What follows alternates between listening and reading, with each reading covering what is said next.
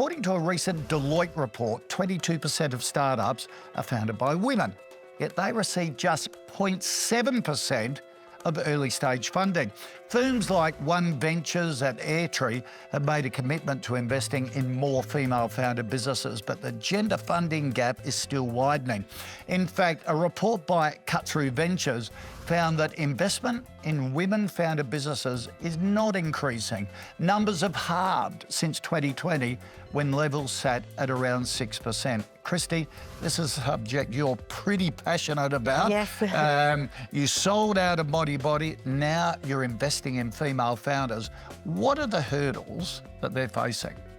I think the major hurdles is a lot of unconscious bias happening within the funding world. And what I mean by that, we've got men who are basically investing in people like themselves. And I think the reason they're doing that is because there's a lot of risk involved in investing, and you want to trust the founder that you're investing in. And we're seeing change. Like, I think at the startup stage, the women are getting some funding. We're seeing more women moving into venture capital firms, which is great. But we still need the men within those venture capital firms to take off the gender lens, to look at the business and the opportunity that presents before them. What challenges did you face in getting capital? I actually skipped the VC process. I'll tell you what happened. I actually got an angel investor through a family and friend connection. Then I joined what's called an accelerator program called SBE. There were venture capitalists in the room.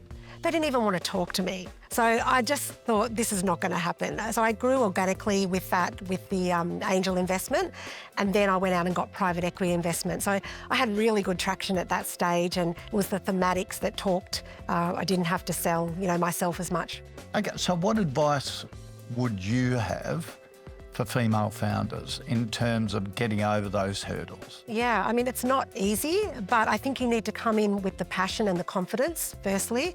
I think find like-minded people, like myself, other female founders or other females who are going to help you get the soft leads or the warm leads into those VCs. I mean, that's what I did as well when I decided to go and get private equity. I found an advisory firm called Deloitte, a female team.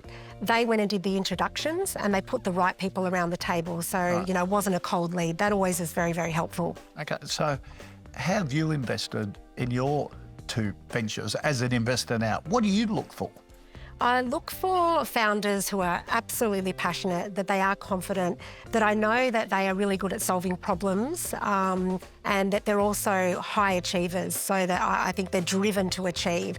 But the other thing that I think is really important, they're not there just to build a business and make money. They are there because they want to solve a problem and serve their customer, first and foremost.